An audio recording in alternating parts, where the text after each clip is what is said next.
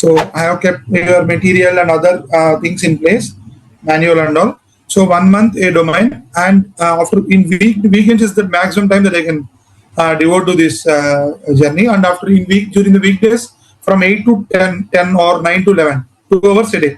So we should 100% dedicate on that. As you rightly said, 1 month if you leave it, and again if you come from second month, we should start from the topic 1. Otherwise, everything we can 45 days gap is a good amount of gap. We can forget many of the things, and we have to start the things from the scratch. That's what and second thing is that my understanding from your videos is that first I have gone through all your domain 5 domain videos first and all those things. So from that, the key inference is that my English should be correct. So I should understand the questions very well. In ISACA, that is the thing I understood. And in the answers, also you told in your one of your videos, you have clearly explained how to rule out the options. So whether this option is correct or not. So gaining the knowledge is one thing, and strategically answering the questions is second thing in the time stipulated in the exam. So for during the weekdays, I completely focused on the knowledge part. On the weekends, in the strategical answering part, that I have dedicated some time, like 3 to 4 hours. So many of the things, as you said in the videos, it can be cracked by the question how they are asking, because many of the things so tricky, the options are tricky. First, they will ask what is the first action that auditor should do, what is the most critical action that auditor should do. That makes a difference in many of the questions.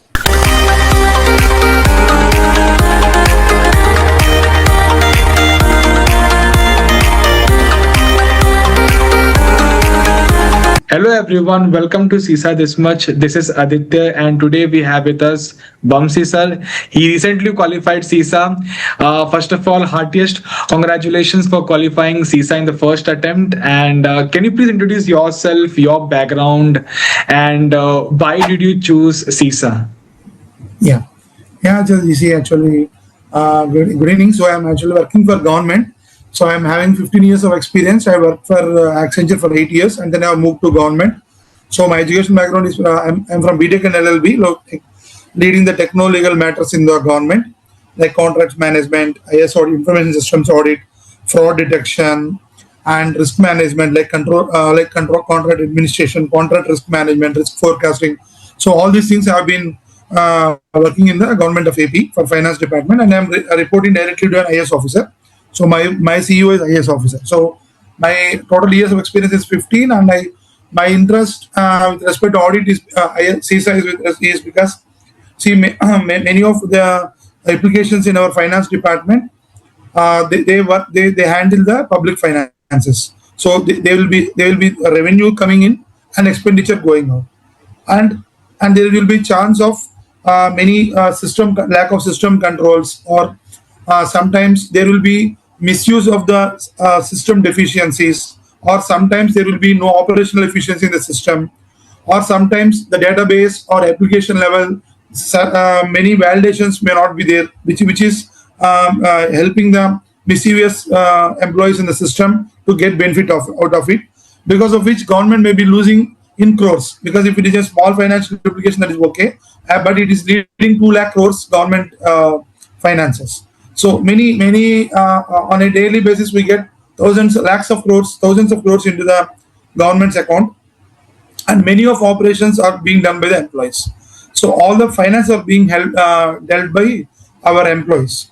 So this will help me, because see, in the last 5 years of my experience, I've done this role, like auditing many IS systems, many applications, many processes and business process engineering, and helped the organization to identify the gaps in the controls or in the fraud detection mechanisms, anomaly detection mechanisms, or not.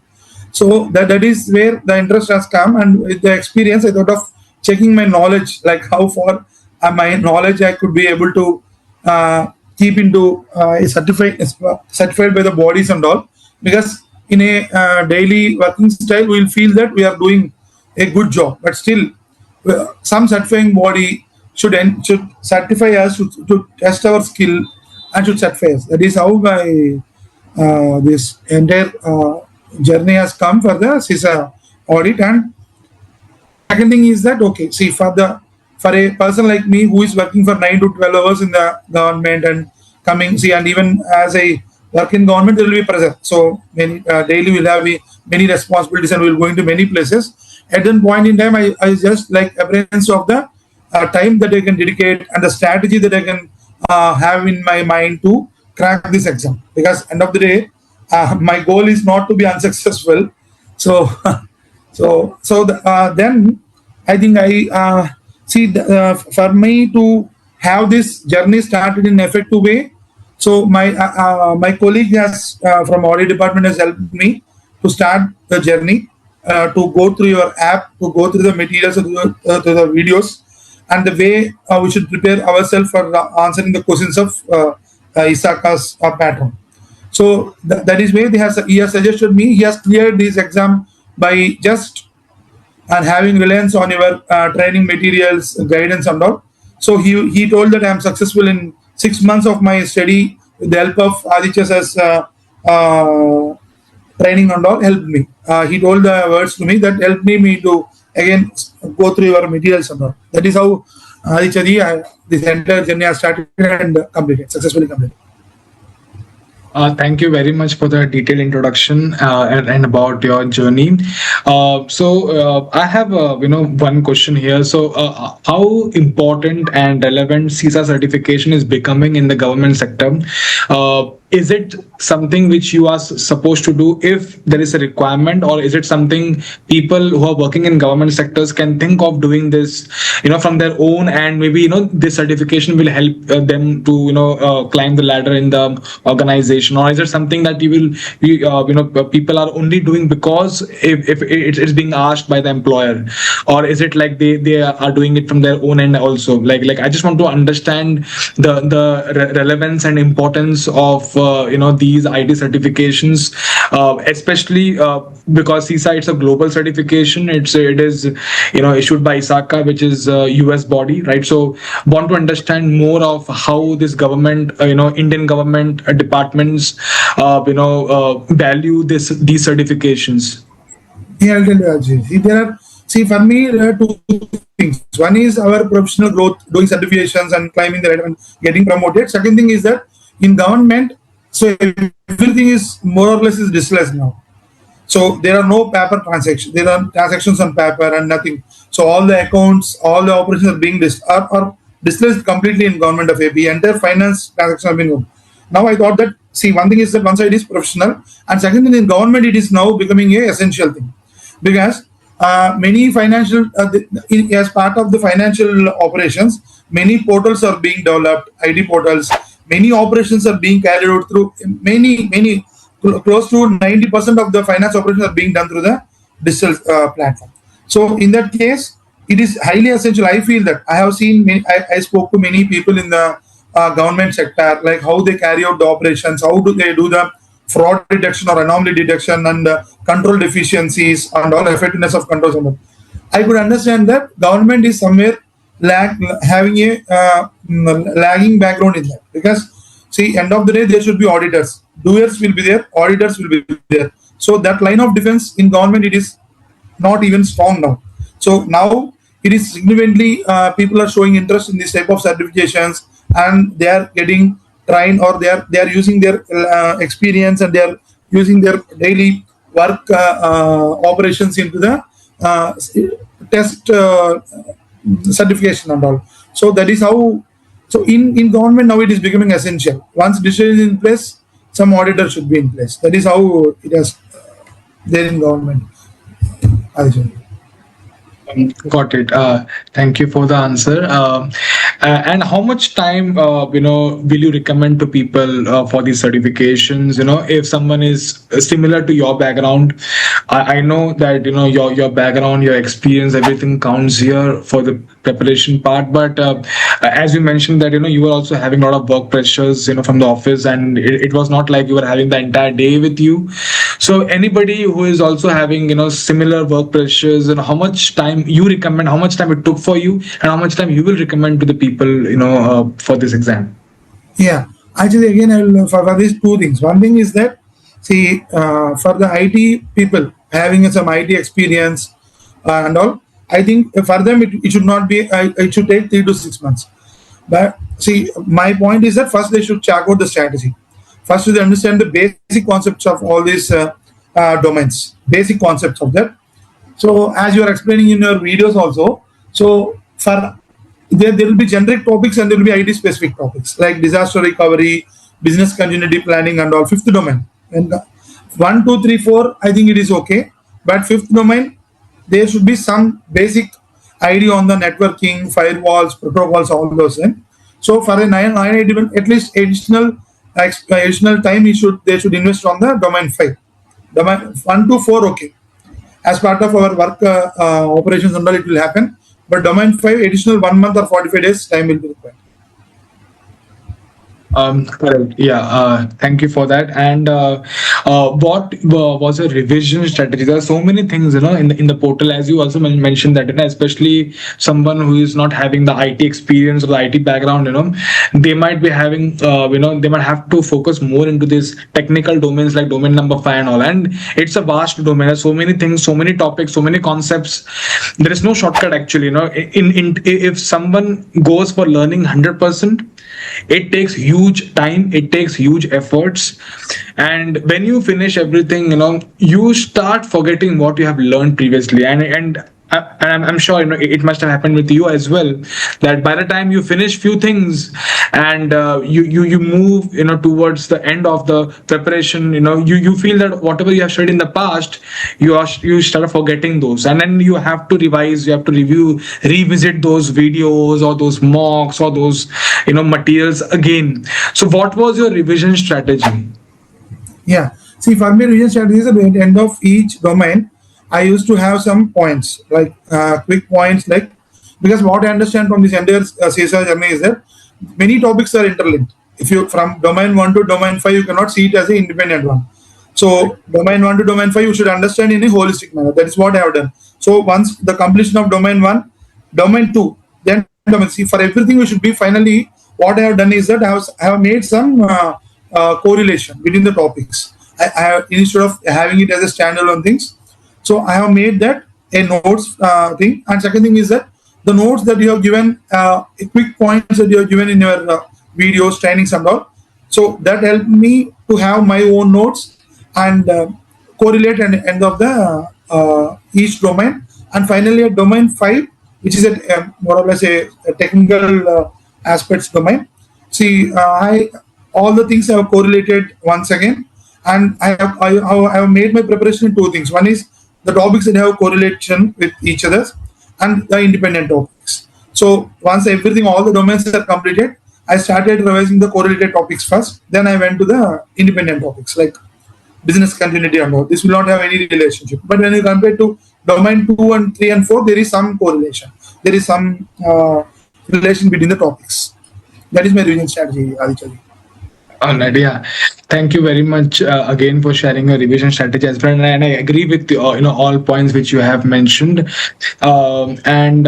So one more thing, when it comes to your preparation journey, is people do focus on being consistent. So we like whenever I take these interviews, I keep discussing this point, and people also say that okay, I was consistent for the last 1 month or 1.5 months, 2 months, something like that. So what I also understand is that you cannot clear this exam if you only study once in a week or something like that, right? So it doesn't work like that. You need to be consistent.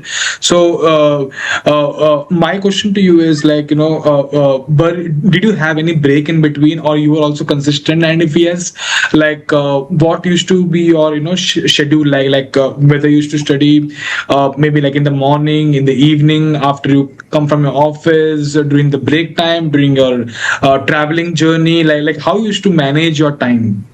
Yeah, for each domain I have dedicated 1 month, Aditya.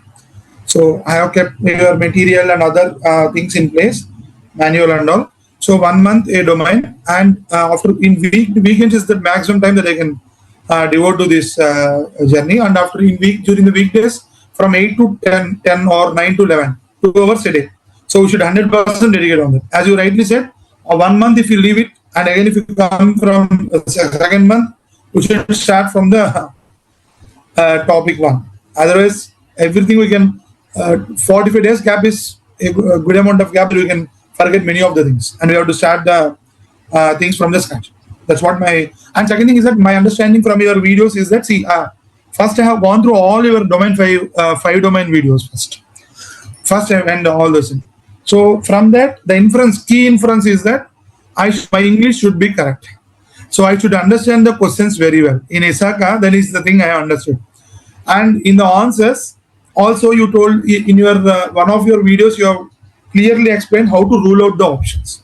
So whether this option is correct or not. So gaining the knowledge is one thing, and strategically answering the questions is second thing. In the time stipulated in the exam. So for during the weekdays, I completely focused on the knowledge part. On the weekends, in the strategical answering part, that I have dedicated some time like 3 to 4 hours.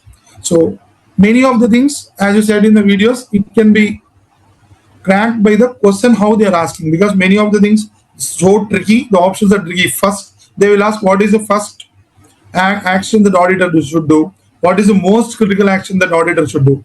That makes a difference in many of the questions. So 2 hours a day should and weekends, 8 to 9 hours during the weekends.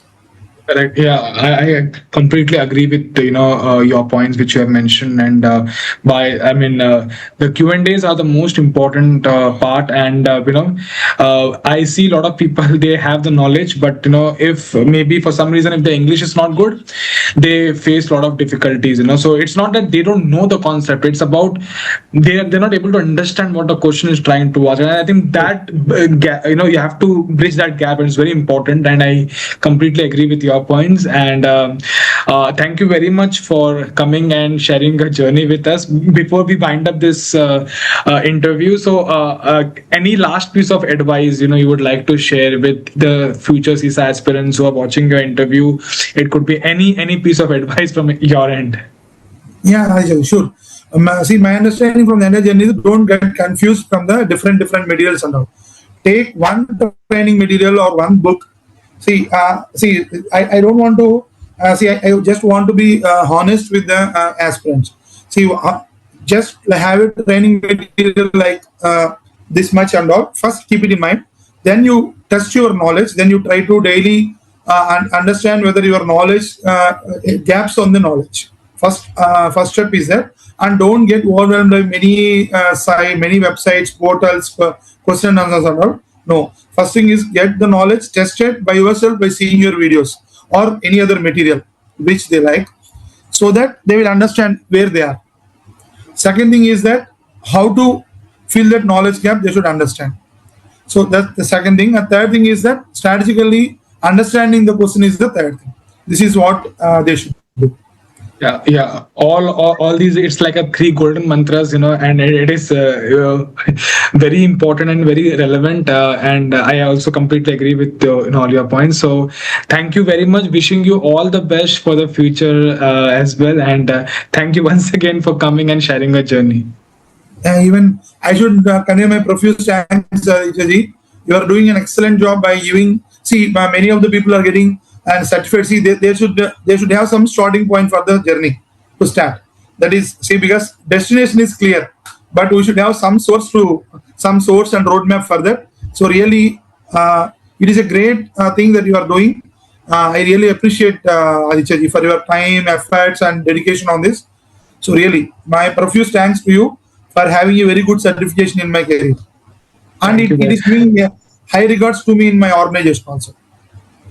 Yeah, glad to know about that. Thank you very much once again. All right. Okay. Thank you, Aditya. Bye. Bye.